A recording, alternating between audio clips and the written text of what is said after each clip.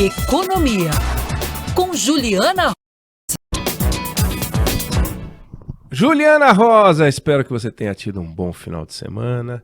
É um prazer ter você aqui de novo. No comentário de abertura que eu fiz há pouco, eu comentava sobre a diferença entre crescimento e desenvolvimento. A gente pode crescer sem progredir, melhora os números, etc. Mas você consegue ter um crescimento, voo de galinha, para o qual você já alertou algumas vezes. E, no entanto, você não tem tudo aquilo, não tem aumento de produtividade, você não consegue aumentar muita renda e geração de emprego. E quando não aumenta a produtividade, a gente vai ficando para trás, vai ficando para trás, vai ficando para trás. E é um nó no Brasil. E aí, desenvolver-se adotar toda aquela lista de coisas difíceis de fazer, trabalhosas, que a gente deveria adotar. Bom, tem alguns dados importantes de crescimento, para os quais a gente tem que olhar e festejar, né? Porque a gente tem que festejar o crescimento. Mas é bom, né, a gente pensar que tem uma outra coisa chamada desenvolvimento, que é um estágio superior. Não sei qual que é a sua avaliação sobre isso. Com certeza, né? Esse é o ponto, né? A grande discussão, né, aqui no Brasil sempre. Primeiro, boa tarde para você, para o Pablo. E Juliana. Estamos aqui todo mundo junto hoje, né? Separados por vidros e distanciamentos. Olha, eu tô rindo aqui que eu falei assim, gente, desenvolvimento. Eu não falei Débora, né? Boa tarde, é que a gente se encontra antes, né, Ju? Aí eu acho que eu já falei. É que enquanto o comercial tá rolando, a gente já conversa aqui. Aliás, isso é uma coisa muito falsa na televisão.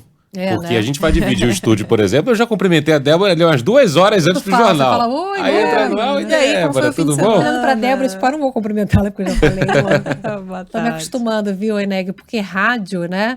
Agora é imagem também. Então eu tô impressionada. Você tá falando de desenvolvimento. Você, assim, falando em riqueza, né? Esses cenários que aparecem atrás de você são da riqueza, né? Porque um mais bonito que o outro. Onde você arruma isso? É que, veja, a minha casa, modestamente, ela tem alguns ambientes muito interessantes. Esse é dos mais aconchegantes, são só 400 metros quadrados com pé direito de 12 metros. É uma coisa mais aconchegante, né? Para não ficar aquela coisa exagerada. Eu não gosto de me exibir. Então eu vou para esses lugares um pouco mais contidos.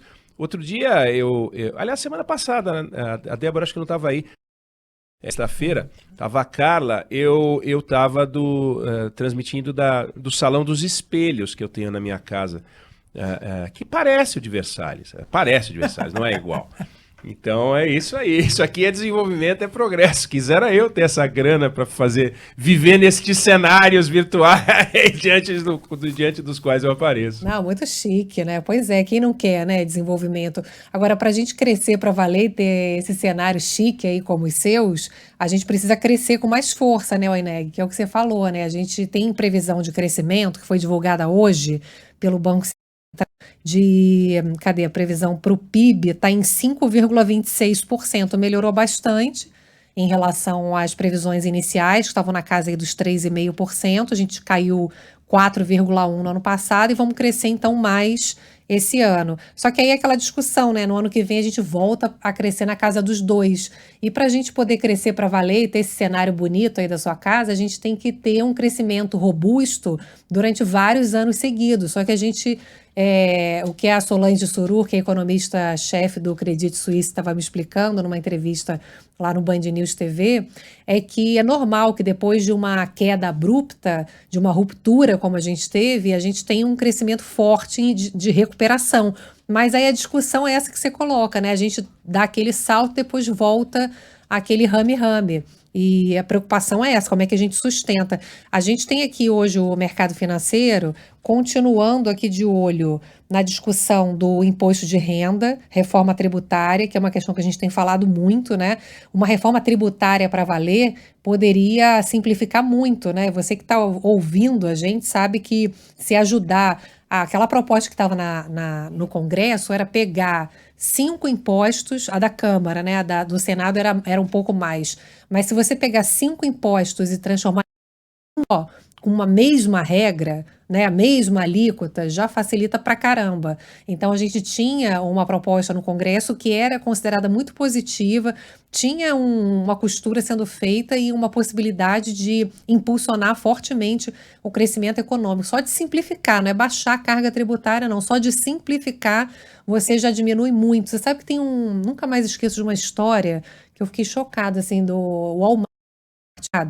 Quando estava aqui no Brasil, ele representava tipo 3% do tamanho da operação no mundo. E o presidente me falou assim, olha, o Brasil que representa o menor tamanho da empresa e onde a gente tem mais gente no setor tributário. São 70 pessoas, eram na época, o Walmart saiu, né, do Brasil. Quantas empresas não saíram, né, internacionais? Mas você vê o manicômio tributário, eram 70 pessoas para cuidar da parte do Brasil, que representava 3% só da companhia, e para cuidar do restante todo, eles tinham em torno de 10 pessoas. Era um negócio que me marcou tão Cuidar do planeta Terra, né? Do planeta Terra. Nós eram temos 10 2,5% da população mundial, o planeta Terra, tirando o Brasil, tem 98,5% da população mundial, e no entanto, aliás, 97, né? E no entanto, a gente tinha 70 pessoas aqui e 10 pro resto do mundo. Que Exatamente. É uma piada, né? Não é? Não, e você vai explicar para o gringo aqui como é que o negócio funciona, e o cara não entende, fala, oi, como assim? Não, olha só, isso aqui é diferente, porque o imposto é sapato, mas tem um sapato que tem 3 laços, é uma regra. O sapato que tem um laço é outra regra. Parece que é piada, mas é sério, né? Até os especialistas falam. Então, essa discussão de reforma tributária, né, eu acho que é uma discussão para valer. Agora, você viu uma gritaria grande lá, porque a gente tem o Armínio Fraga, me falou na sexta-feira, entrevistei ele também no Band News TV, ele me falou, olha, é um assunto que realmente precisa ser feito, obviamente, né, o potencial que reforma tributária tem para melhorar, para simplificar, para atrair investimentos, para gerar emprego é enorme, mas ele falou, um assunto tão difícil, né, como esse, num ambiente tão tumultuado no Brasil, difícil imaginar que isso avance, né? Enfim, o presidente da Juliana, Câmara diz que vai, né? Um dos animais mais difíceis de matar é a barata, né? Você vai dar uma chinelada, ela não morre. Aí você dá outra chinelada. Eu achei que era lagartixa. Toda hora que eu lembro que eu tenho trauma de infância, fico o rabo, né? Correndo sozinho, mas é a barata, tá? Tô aprendendo. Eu acho que é a barata, que fica no final, ainda fica aquele bigodinho mexendo. E ela ainda assim. te enfrenta, né? Não, ela não foge de violenta. você, ela mira em você e vem. Nessa hora é de se perguntar onde é que estão as Forças Armadas para enfrentar as baratas. Mas o meu ponto é o seguinte: pega a história do supersalário. A Constituição não permite o supersalário. Sim. A legislação não permite o supersalário. Mas eles dão um jeito de fazer com que a legislação permita e a Constituição permita. E agora vão aprovar uma lei que vai proibir o supersalário. Será que não vai ter uma liminar dizendo que o supersalário para os adquiridos do direito do que foi adquirido do irmão do... Aí vem o negócio da Receita. Você faz uma mudança constitucional para fazer uma reforma tributária. Só que não se legisla na Receita para assuntos tributários só por Constituição. Tem lei complementar, tem lei, tem decreto, tem portaria. E é no mundo das portarias que moram essas coisas que você falou. Água de colônia custa não sei o quê, o perfume custa não sei o quê. Não está na Constituição, não está na lei complementar, está na portaria. Lá do superintendente que, por sua vez, combinou e aí passa pelo CONFAS, que passa pelo não faz... E aí? Não, você falou tudo. O Felipe Salto, né, que é da Instituição Fiscal Independente, ele fala, a reforma administrativa pode passar, mas o que interessa é essas regras, né, que você está dizendo, que você tem que, depois de reforma, você tem que criar as regras de como vão funcionar. É muito louco, né? Não sei se ele está me ouvindo. É por isso que eu acho que a reforma tributária pode ser aprovada, e aí eles vão dizer, aprovamos a reforma tributária. E o Brasil pode ficar exatamente igual. A simplificação ou pior não até, acontecer. né? Ou pior. Porque o pessoal está fazendo conta aqui que vai aumentar a carga tributária. E, no final das contas, o que o Bernard Api me falou, que é especialista, né, nesse tema tributário? Ele falou assim, olha, realmente tem gente que paga muito pouco imposto, a média é em torno de 25% do imposto de renda. 25 não, é 35%, né? Eles querem diminuir para 25% da pessoa jurídica. Aí ele falou, tem gente que paga 10 e tem gente que paga o valor mesmo, né? Os 35.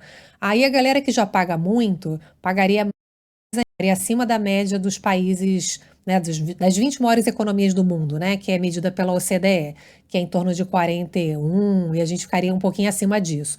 Mas a galera que paga 10 tem que pagar mais mesmo para a gente poder aliviar as camadas mais pobres. Então, Eneg, você vê que é assim, precisa fazer, mas é um ajuste fino, porque também se você sobrecarregar demais aqueles que já pagam muito, você joga água na economia no momento que a gente começa a colocar o nariz para fora d'água, gerar emprego que a gente precisa. Então, e aí volto para aquilo que o Armínio Fraga falou, né? É importante de ser feita, mas será que nesse ambiente tumultuado a gente vai conseguir chegar num consenso que não é uma coisa para você atropelar, né? A gente sabe que precisa fazer, claro, e aí quando a gente fala isso, tem que cobrar mesmo de quem é rico e acabou. Mas é uma discussão que, se fosse simples, né, já teria sido feita, né? Já teriam resolvido. Então, a preocupação é o que vai sair desse bicho aí, né? Pode ser bom, pode não ser, né? Lembrando que o que torna o Brasil pobre não é o excesso de rico a ser tributado, né? É o excesso de pobre que não tem renda. O Brasil não peca por ter muito rico, não. O Brasil peca porque tem muito pobre. Quanto mais rico o Brasil tiver, menos pobre vai ter por definição. Juliana Rosa, a gente volta a conversar amanhã pra gente... Eu queria saber a sua aposta antes de você dizer adeus. Você acha que essa reforma tributária passa? Ou seja, até o ano a gente vai poder dizer aprovamos, independente da reforma, ou você acha que vai ficar nessa enconha? Enrola daqui, enrola dali e vira o ano. Ô, Eneg, você sabe que o pessoal do mercado financeiro, das consultorias econômicas, eles colocam previsão para tudo, né? Então, a previsão hoje da consultoria Tendências, por exemplo, é acima de 50%, é um pouquinho mais, é 55% de aprovação. Eles vão calculando, é tipo uma aposta, né? Então, aí eles vão calibrando as projeções em cima dessas apostas. Então, eu sigo o relator, né, que os relatores são os especialistas, estão acompanhando, sabe, detalhe, minúcia dessa discussão. Eles acham que pode passar do que não passar, mas a discussão é o que vai passar. Se for uma reforma que vai fazer a galera que paga pouco pagar muito, dividendos, por exemplo, né, que é uma discussão que o Brasil né, para quem investe em ações.